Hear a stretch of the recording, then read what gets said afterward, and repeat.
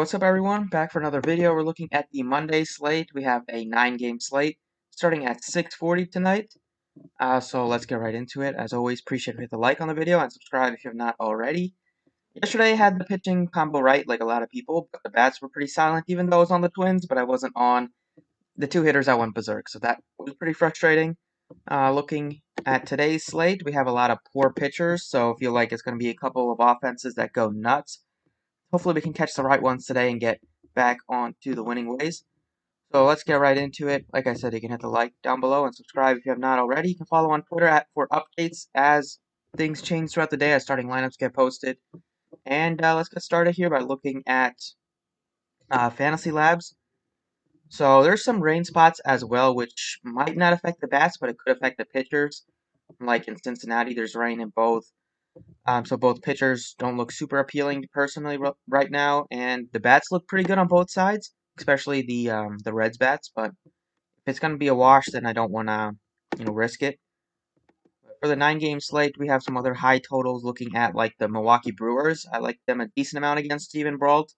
They have a couple of very good lefty hitters on the team, like Lorenzo Cain, Ryan Braun, Avisail Garcia, even Jed Jerko as a cheap play. The Yankees look very good against the Phillies. The Phillies offense came alive a bit yesterday, the last two games, but their pitching has been terrible, especially out of the bullpen. They gave up 11 runs, I believe, to the Marlins yesterday. So their bullpen is bad, and the Yankees have probably the best offense in baseball in terms of power. So definitely look at the Yankees. Giancarlo Stanton is off to a incredible start this year. You have the Astros that look pretty appealing against Kendall Graveman. The Mariners also have a pretty poor bullpen. I'm not really interested in the stacking Baltimore or Miami. I feel like that's only going to work out a handful of times, and I feel like there's better offenses today. I like the Indians, and I also do like the White Sox. I feel like you could game stack on both sides. You got two young pitchers. We're not sure how much like they better they'll be in their second year. And as like Savali was good last year, but this White Sox team is loaded with power, and it's pretty scary. So I think you could look at some White Sox bats, especially if there'll be no ownership. Like Yoan Moncada's off to an incredible start. I feel like he could be a sleeper for Cy Young. I mean, for MVP if the White Sox makes a movement in the American League this year. And on the Indian side, you have just so much power and speed, especially with Ramirez and Lindor. They look great as a stack always. And then I do like the Tigers a bit, just because they're facing Mike Montgomery. The Royals have the worst bullpen in baseball last year, and well, one of the worst. Them and Baltimore were terrible last year, and so far they've been bad. So looking at Detroit, we have like Nika Goodrum. I like Donaldson Scope and CJ Crone as two guys to really stack that are very good against left-handed pitching. And in the final game, we don't have any totals on it yet, but I feel like you could look at both sides. Red Sox were obviously very disappointing yesterday. Martinez 0 for 4. In a very good spot, which was just disappointing, but that happens in baseball. You just gotta eat the variance just live with the variance on days like that. So today, starting off at pitcher, not a ton of good options, as you see. You have Foltzy against Tampa Bay. Tampa Bay is a pretty good offense. They don't strike out too much, so I'm not super interested in paying over 10,000 for him. I feel like it could just be a good day to go a little bit cheap at pitcher and then spend up for your hitters. Right now, I'm looking at like Josh James. I also don't really want to play Tyler Glass now. If he was on a full pitching, if it wasn't on a pitch limit, then he would look very appealing. But looks like he's going to be limited. And then you got Josh James, who had 114 strikeouts last year in 68 innings. Out of the bullpen for the Astros, he is going to be their number 4 starter. I'm not sure how deep he'll go. He got up to 64 pitches. 64 pitches in his most recent game, I believe. So he could get around like 70, 75 pitches. Not expecting him to get you 90 pitches, but 8,600 with the strikeout upside that he has against a very heavy strikeout team in Seattle. I feel like he could pay off that price tag. Only concern with him is the walks, so you got to hope that he doesn't get into trouble with the walks. And then his pitching is pretty depleted. I like Adrian Hauser, another guy that has some strikeout upside, another guy that could be limited to like 80, 85 pitches, but the price tag is at least appealing enough that he could pay it off. He doesn't have as much walk concerns. He has good strikeout stuff, and last year his pitching pitch count was limited near the end of the year. Kind of was limited to like 70 pitches, but early on he was pitching 90, 95, 96. So could see him get up to 92. Not really sure, but it's a good matchup against Pittsburgh. Their offense is also pretty poor. Looking at stacks today, I like the Reds if this game plays without like any rain concerns. If the rain concerns kind of weaken as the day goes on, I like the Reds a lot. The Yankees look pretty appealing. Obviously, I like both sides of the White Sox Indians game, and I like I think I mentioned the Tigers already, but then I like the Brewers a decent amount too. So we'll start off at first base. We have some heavy mashers at the top with Pete Alonso if you want to play him, or Encarnacion. Also looks decent today. You have some mid-tier options like Carlos Santana, Rhys Hoskins, and then you have a couple of very good value plays. I love C.J. Cron as my favorite value plays. $3,300. He absolutely mashes left-handed pitching, and he's facing off against a bad lefty in Mike Montgomery, who gives up a lot of power. Doesn't have very much strikeout upside either. So you don't really have to worry about Cron striking out like multiple times today. I don't think. Looking at his numbers last year, so far he's gotten off to a good start with 2 home runs already through 3 games. Last year he batted .326 against left-handed pitching with 11 bombs and just 129 at-bats. That gave him a .310 ISO with just a 18.9% K rate. The hard hit percentage was also pretty high at 30. It was decently high at 38%, not crazy high, but he's always been very good against lefties, even back to 2018. He batted .307 against lefties, and the ISO was at .247. So I love Cron coming over from Minnesota last year. He was great against them. I played him a lot against lefties, and getting him at that cheap against a bad lefty, I will sign up for that. At second base, Torres, Altuve are probably the 2 guys I would pay out for. Houston Hira in the mid-range at 4,400 looks good.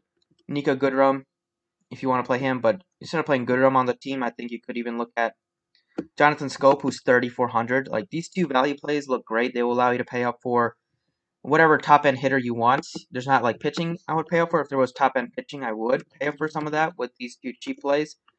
But I like both of them. I think both could hit a home run today. Both could have very solid games, and both are probably the best hitter on the team, or, like, the 2 best hitters on the team. Scope last year also was incredible against lefties. Not as good as Cron, but the power numbers were still there. Batted .277, 9 home runs. He had a 136 WRC plus, and the power was at 286 ISO last year for Jonathan Scope. And if you go back to 2018 on him, decent, nothing like sticks out too much, but career-wise, look at the ISO numbers for Scope. He's at a 174 ISO, 197 against righty. So it's been pretty similar, but I feel like with how bad Mike Montgomery is against lefties and how good Scope was last year against righties and how good Scope was last year against lefties, I feel like it could work out pretty well, especially if he's not too popular. And if you look at Mike Montgomery's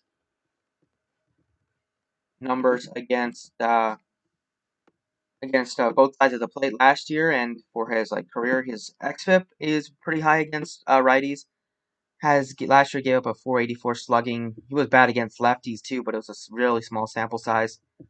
The xFIP was at 468 to righties, only a sub 20% K rate. He walks a decent amount, so that's not going to get the job done. I like both Cron and Scope as 2 great value plays. Shortstop today, we have like the same teams I mentioned. I will be looking at their shortstops. Lindor is 4,900. I like him a decent amount. You have Bogarts is 4,200, but I like Lindor. I feel like he might go a little bit overlooked if people just go back to Ramirez yesterday after his big game. Lindor has a ton of upside. He also has a good matchup against Dylan Cease, who was good last year, but we'll see how much he progresses. He's very young still, and the Indians, they don't strike out a ton, especially like Lindor doesn't strike out that much. And if he gets on base, they're gonna run. So last year he gave up 15 bombs, was bad against both sides of the plate. He was actually decently good against righties, but Lindor is also very good against right-handed pitching. as well, looking at Lindor's numbers last year. Out. Were Lindor's numbers last year against, so far he's gotten off to kind of a slow start. Looking back at 2019, he had a 263 ISO against right-handed pitching with just a 15% K rate, and he had a bunch of stolen bases as well. Loves to steal, 14 stolen bases, over 20 last year. So I like Lindor. Now that he's hitting third in the lineup, gives him more opportunities for RBIs.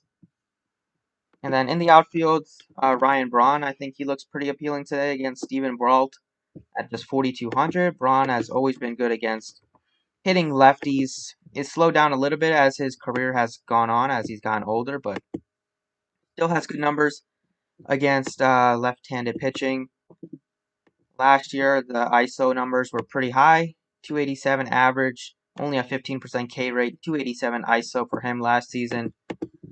Career-wise, 320 average against lefties with a massive 285 ISO and just a 15% K rate. And Brault gets in trouble against righties, so I feel like it's a tremendous spot to target a couple of these Brewers righties. I don't know if I will full stack the Brewers today, but at least get a couple pieces in there. I think that looks pretty appealing because last year Brault gave a 454 slugging to righties and a 5.4 xFIP. So these six I like a lot on DraftKings. You got some cheap plays, you got some upside plays, and so yeah. Now we'll go ahead and look at Fanduel, see how their pricing shapes out. Okay, so on Fanduel, the pricing is pretty different, especially at pitcher. Like Glasnow is your most expensive guy at 9,700. Fultzy's down to 8,000. You have Savali's up there at 78. Not a ton of good appealing options. So I feel like it's going to be very important to get your pitcher right today, and in terms of most days too. It's still going to be important every day, but especially today, I feel like a lot of these guys could bust. Josh James looks good at 6,700 with the strikeout upside. If he gets limited, then might be a little bit. Might need him to get like the quality start on FanDuel. That's pretty important in the win. I feel like Adrian Hauser at just 6,000 looks very good. I love the upside that he possesses. In terms of strikeouts, this Pittsburgh team isn't super scary. I like the Brewers to win the game, so if he can go 5-6 innings, hopefully he's in line for the win. And then I still like the same stacks that I mentioned on FanDuel. It's not too different. Like the pricing isn't crazy different. First base, CJ Cron as just $2,900. Like that looks very, very appealing. Love that price tag on him. Scope is 2,700, but we're going super cheap at pitcher, so I feel like we could pay up for some more spots than usual. At third base, Moncada, Ramirez, Devers. I like them all. If the game looks good in Cincinnati, you have Suarez at his price point. In the outfield, we have Yelich at 4,400. Stanton is only 3,800. He's gone off to an incredible start. You have Eloy Jimenez if he's in there. 3,500 looks pretty appealing. And then a lot of the stacks are pretty affordable. So if we look at like the Brewers, today, we have Ryan Braun. I think he's only 3,000. So also have Keaston Herrera. Ryan Braun at $3,000 at first base. If I play him and I play my util, we still have 3,850 left, so we're gonna be able to pay up for a bunch of other spots. So if I go at shortstop, I like Trey Turner a decent amount. Baez, Lindor, I like him on both sides. And then in the outfield, even though it's like a lefty-lefty, I feel like Yelich could still pay off just because he's in a great, great spot. You have Judge, Martinez, George Springer. They all look pretty appealing. And Brantley at 3,300 looks decent. But with the lack of like stops, with the lack of top end hitters to pay off for, minus like the Yankee bats, go with Yelich. He actually has good numbers against Steven Brault, and he can still mash lefties. I don't know if he'll be super popular today with the lefty-lefty matchup, but we know Yelich can break the slate, and I feel comfortable playing him in a stack with the Brewers. So I feel like these four have a ton of upside, and you still have 3,800 left, so still have the ability to pay up at every single position. But that is all for the video, so thank you for watching. Appreciate it, and good luck tonight.